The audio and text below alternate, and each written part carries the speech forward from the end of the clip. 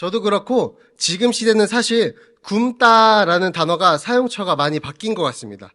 전쟁 후나 대기근의 시기에서는 굶다라는 것이 생존과 관련 있는 심각한 문제였는데 지금 우리는 풍요의 시대를 살아가고 있기 때문에 넘치는 시대를 살아가기 때문에 굶다라는 것은 단지 살을 빼기 위한 의미로 바뀌어 있습니다. 제가 굶다라는 단어를 사용하니까 뭔가 벌써 입꼬리를 올리신 분들이 계시는데 저도 이제 그때 말씀드린 것처럼 굉장히 어렵게 자라왔으나 먹을 것이 없어서 굶은 적은 극히 드물었습니다. 한 번은 대학교 때 알바비가 나오는 날을 3일 앞두고 그냥 밥을 해 먹으면 사실 버틸 수 있는 돈이었습니다. 근데 저는 치킨이 너무 먹고 싶은 것입니다. 그래서 치킨을 시켜 먹고 이틀을 굶었던 적이 있습니다. 사실 안 굶을 수 있었죠. 그죠? 그런데 제가 대학 가는 연도에 또 딱 LH 전세 임두라는 제도가 생겨서 좋은 집은 아니어라도 거주에 걱정 없이 크게 홀로 지내올 수 있었습니다. 이 모든 것이 은혜로 섭리대로 삶을 포기해도 이상하지 않을 것 같은 상황에서도 빠져나갈 길을 주시는 것을 체험하면서 살아왔습니다. 이제 지금도 넉넉하진 않습니다. 세상의 가치들이 있죠. 제가 결혼하면서 자녀를 계획하면서 이런 말을 많이 듣습니다. 자녀를 낳으려면 3종 세트가 있어야 된다. 먼저 아파트가 있어야 된다. 그리고 차가 있어야 된다. 그리고 하나는 대기업에 다녀야 한다. 이러한 삼박자가 맞춰져야 이 시대는 자녀를 낳을 수 있다고 말을 하고 심지어는 이런 상태가 아닌데 자녀를 갖는 것은 자녀를 학대하는 것이다 라는 젊은 세대의 생각이 깊이 자리 잡고 있습니다. 저는 당연히 아파트도 없고 좋은 차도 없고 대기업을 다니는 것도 아니지만 저희 집 냉장고에는 무려 칠레산 삼겹살 5kg와 호주산 소고기 우둔살 3kg와 닭고기 4kg와 왕만두 3kg가 있습니다. 가장 가성비 좋은 파스타면이 있고 라면이 쌓여 있습니다. 그 어느 부잣집 부럽지 않습니다. 밑반찬이 먹고 싶으면 저는 장모님 집에 가서 와 이거 진짜 맛있다 하면은 바로 그냥 한가득을 싸주십니다. 아주 저는 남부럽지 않은 생활을 하고 있습니다. 저도 적지 않은 어려움 속에서 자라왔고 수많은 위기에 마음을 졸이기도 했지만 사실 역사에 기록된 대기근 같은 환란은 우리 시대는 겪지 않았습니다. 예를 들면 조선 왕조실록에는 대기근의 역사와 참혹함이 그대로 기록되어 있습니다. 이제 1671년에 100만 명가량이 굶었다는 기록이 있습니다. 얼마나 굶었냐면 농사용으로 도살이 금지된 소를 잡아먹었다고 합니다. 심지어는 전염병으로 인해서 죽은 소를 묻잖아요. 그 묻은 소를 다시 파서 먹은 일도 기록되어 있다고 합니다. 갓난아이를 도랑에 버리고 어미가 자식을 삶아 먹었다는 기록이 조정에 들어오게 됩니다. 그리고 추위에 입을 옷이 없어서 무덤을 파서 시신의 옷을 훔쳐 입었다는 기록도 있습니다. 이것이 우리의 시대와는 너무나 다른 기근의 참혹한 모습임을 우리는 볼 수 있습니다. 성경에서도 많은 부분에서 기근이라는 표현이 나옵니다. 기근. 그리고 이런 참혹함을 겪지 않은 우리 현대사회의 사람들은 이 기근이라는 것을 쉽게 해석해버리곤 합니다. 그래서 오늘 성도님들과 나누고 싶은 이야기는 예상치 못한 어려움의 텅 빈 공허함이라는 주제입니다.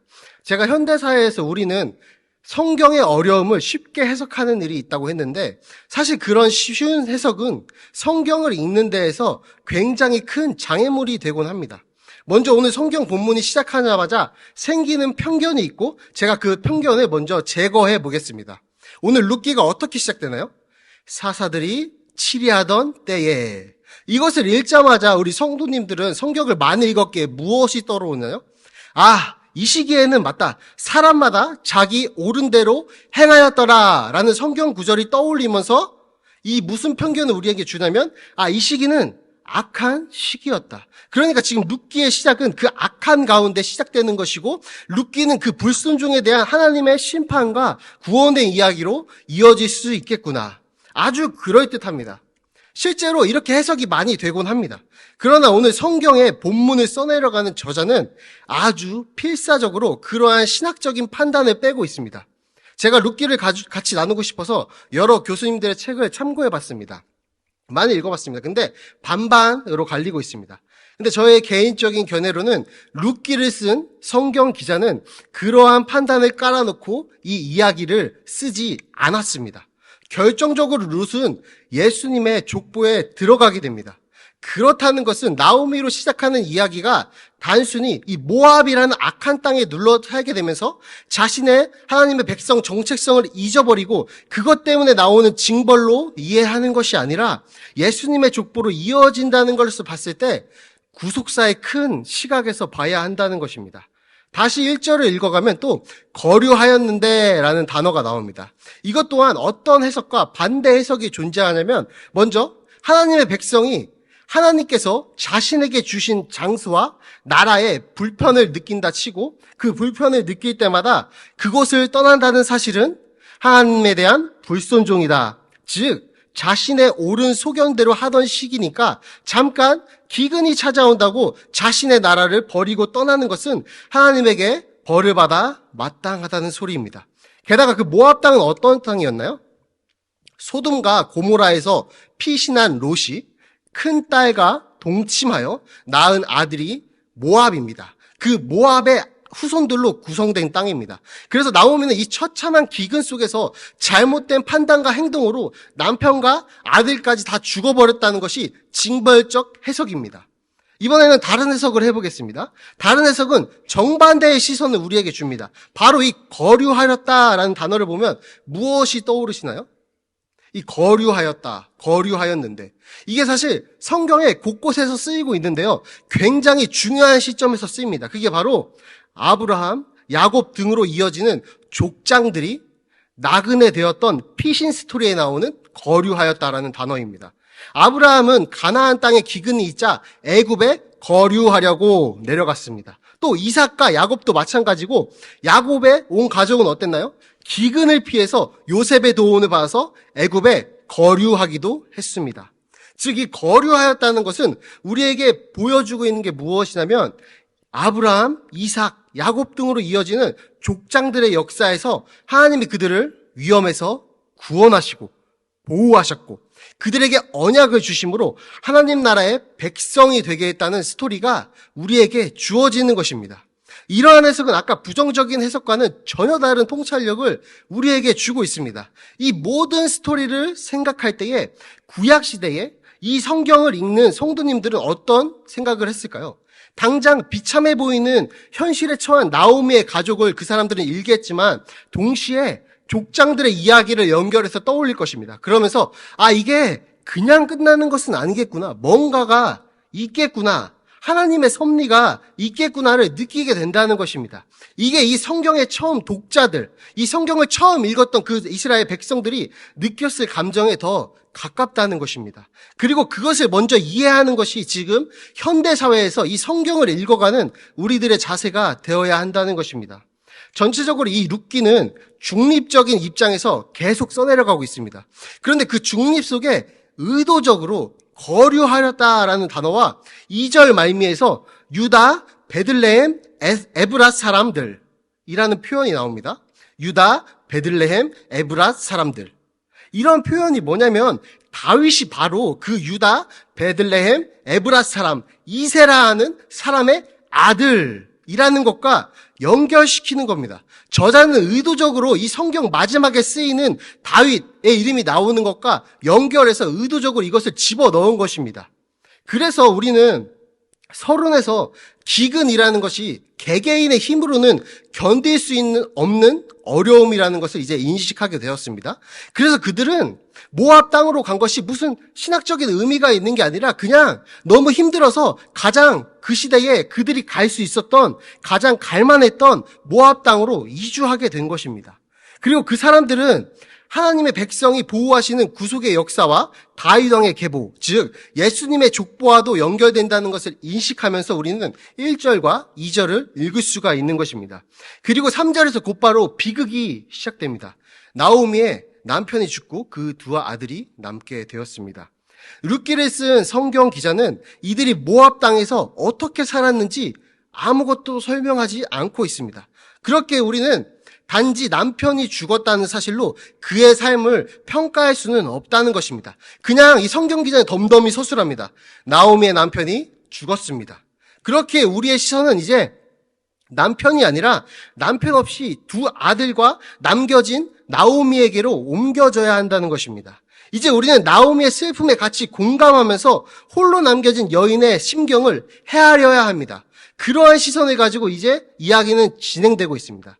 그 두 아들은 모압 여자와 결혼을 하게 됩니다. 그리고 오르바와 룻이 등장하게 되는 것입니다. 부정적으로 해석하기 쉬운 모압 땅이란 곳에서 심지어 모압 여인과 결혼했습니다. 어떤가요? 5절에 가면 심지어 그 두 아들은 죽어버립니다. 역시나 이렇게 해석할 수 있겠죠, 그럼? 모압 땅에 간 것과 심지어 모압 여인에게 결혼했으니 하나님께 벌을 받았구나 라고 바라봐야 할까요? 지금까지 우리가 본 시선으로는 이것을 모두 하나님의 자기 백성을 보호하시고 구원하는 시각으로 보자고 했습니다. 왜냐하면 성경을 쓴 이 사람도 그것을 의도하고 있기 때문입니다. 에스더가 이방 아하수에로와 결혼한 것에 대해서 어떤 비난이 있었나요?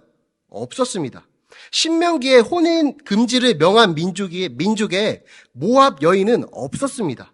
이 시기를 연구했던 전문가 박양규 목사님이란 분이 계십니다. 이제 우리 4월 5일에 오실 강사님이기도 한데요. 그분의 말에 따르면 이 포로 귀환 시기를 다들 아시죠, 이제? 우리 지금 구약 배우고 계시잖아요. 이 시기에 이방 여인과 결혼이 금지되었습니다. 이 시기예요. 근데 지금 이 룻기는 그 시기 이전입니다. 그때 왜 금지했냐면 포로 귀환했을 때 자신들이 땅이었던 곳에, 자신들이 원래 살던 곳에 이방 민족이 이미 유력 세력, 강대한 세력으로 성장했기 때문입니다. 그리고 이스라엘 백성들은 하나님의 말씀을 잊어버리고 자신들이 잘 살 수 있는 방법을 궁리하기 시작했습니다. 그게 뭐냐면 성전의 비축 창고를 털어서 이방 유력 세력의 사랑방으로 만들어준 것입니다. 그리고 그들과 결혼을 해서 잘 보이려고 호의적인 관계를 유지하려고 했던 사례가 많아졌기 때문입니다. 그래서 그때의 이방 여인과 결혼이 금지된 것입니다. 그 전에는 이 이방 여인들과 결혼 금지에 대한 이야기가 없었습니다. 그래서 우리는 이 모압 땅에서 이방 여인과 결혼했다는 그 사실만으로 선과 악을 판단한 근거를 찾아서는 안 된다는 것입니다. 어떠한 근거도 존재하지 않는다는 것입니다. 게다가 결국 이 모압 여인의 후손에서 다윗의 족보가 나왔다는 것입니다. 그래서 우리는 이 이야기를 이렇게 마음에 담아보시면 좋을 것 같습니다. 이 부분을 죽음의 이유로 단정짓고 읽어나가는 것이 아니라 성경 기사의 의도대로 그냥 이 선악에 대한 판단은 중립으로 놓는 것입니다. 그리고 슬픔에 지금 빠져나가는 나오미에 집중해 보는 것입니다. 룻기의 전체 주제는 이 기근의 원인이나 나오미의 남편과 아들들이 왜 죽었는지에 대한 원인을 파헤치는 것이 목표가 아닌 것 같습니다. 왜냐하면 우리는 이제 남겨진 사람, 즉 공허 속에 내던져지고 슬픔으로 인해서 마음이 찢어진 사람에게 집중하게 되기 때문입니다. 그리고 이어서 그 아들들까지 죽었습니다. 심지어 자녀가 없는 상태로 죽었습니다. 다들 아시겠지만 예전에 우리나라도 그랬듯이 고대 근동에서 여자의 가장 중요한 존재 근거는 남편과 아들입니다. 아들을 낳고 싶어서 임신에 집착했던 구약의 여인들을 떠올려 보시면 도움이 되실 겁니다. 나오미는 이제 말 그대로 아무것도 남지 않게 되었다는 것입니다. 나오미는 이제 공허의 깊은 곳에 빠지게 되었습니다. 그러나 이 성경 기자는 우리의 시선과 슬픔을 공허의 나오미에게로 옮겨놨지만 정작 중요하게 나오미가 그 슬픔 속에서, 그 어려움 속에서 어떻게 살아냈는지 이야기하고 있지 않습니다. 선과 악에 대한 판단은 그렇다 쳐도 이제 아무것도 남지 않은 나오미가 어떻게 살아갔는지, 얼마나 슬퍼했는지, 얼마나 좌절했었는지, 얼마나 낙담해졌었는지 그것에 대한 것을 성경에서 알려줬으면 그 슬픔을 이해해 볼 수 있을 테지만 아무런 설명이 없다는 것입니다. 그저 객관적인 시선으로 무덤덤이 나오미의 상태를 설명합니다. 이것을 통해 우리는 원인을 파헤치는 연구자의 자세에서 서서히 나오미의 심경을 공감하는 공감자의 자리로 가도록 이끌어주는 것입니다. 그렇다면 우리는 이 5절까지 여기서 어떤 적용을 할 수 있을까요? 저는 바로 공감이라고 생각합니다. 공감. 근데 이게 참 어려울 때가 많습니다. 우리는 장례식장을 많이 다닙니다. 근데 장례식장에 가면 그저 공감하는 것이 아니라 돌아가신 분이 왜 돌아가셨는지를 꼭 물어보게 됩니다. 누군가 어려움을 당할 때 예를 들어 사기를 당했다고 치면 우리는 궁금한 것이 공감보다는 왜 사기를 당했는지 이유를 분석하고 싶어 합니다. 그리고 해결책을 먼저 주고 싶어 합니다. 제가 고등학교 시절에 서울대를 그렇게 가고 싶다고 했던 거 다들 알고 계실 겁니다. 저는 진짜 누구보다 고등학교 생활을 열심히 했다고 자부할 수 있습니다. 교감 선생님은 저에게 키를 주셨습니다. 자기 교감실 키를. 왜냐면 밤 10시에 학교가 닫히는데 밤 10시부터 12시까지 공부할 수 있게 자신의 키를 내어주신 겁니다. 저는 그때 그만큼 열심히 했습니다. 거기에 신앙생활도 열심히 하고 있으니 저는 망할 수가 없다고 생각했습니다. 물론 지나와 보니까 그 처절한 실패가 없으면 안 됐으니까 하나님은 그 고통과 실패를 허락하신 거라고 생각합니다. 근데 그때 재수를 망했을 때 사실 저는 그 재수 시험을 보고 어떤 생각을 하신지 아나요? 이거 수능 전체에서 한 5개 틀린 것 같은데? 이제 엄청난 자신감이 붙은 거죠. 왜냐면 다 맞은 것 같았거든요. 분명히 다 풀면서. 왜냐면 안 풀리는 게 없었어요. 그래서 이 정도 한 5개 틀렸는데 하면서 모든 공부했던 책을 버리면서 왔습니다. 아주 교만하죠? 그 정도로 자신감이 있었습니다. 근데 채점을 하는데 생각지도 못한 곳에서 계속 실수로 틀리는 겁니다. 제가 분명히 문제를 풀 때 없었던 단서들이 계속 나와서 그 단서들을 제가 고려하지 않고 풀었던 것입니다. 결국 망해버린 거죠. 실수가 많았다는 거죠.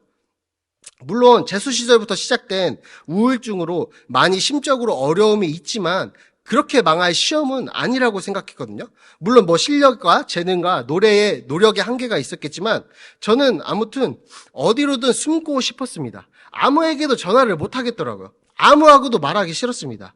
그때 교회분들과 저의 친구들 중에는 저를 응원하는 분도 많았지만 그래 너 얼마나 잘하나 보자라고 하면서 저를 판단하고 비웃던 사람들도 많았습니다. 그때 저에게 연락 온 대부분의 연락은 몇 점이냐고 물어보는 연락이 많았습니다. 그때 학생부장 선생님은 제가 내신으로 갈 수 있었던 그 모든 대학들을 다 무시하고 안 갔습니다. 그러니까 그분은 저에게 어떤 말을 했냐면 너 재수 망하는 거 내가 꼭 보겠다 라고 하시던 분이었습니다.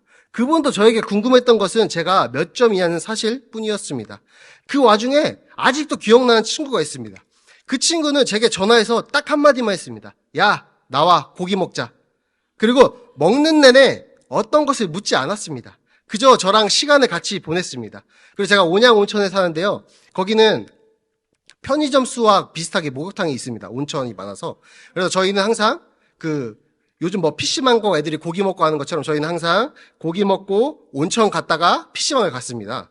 그래서 이 친구와 고기 먹고 온천 갔다가 PC방을 갔습니다.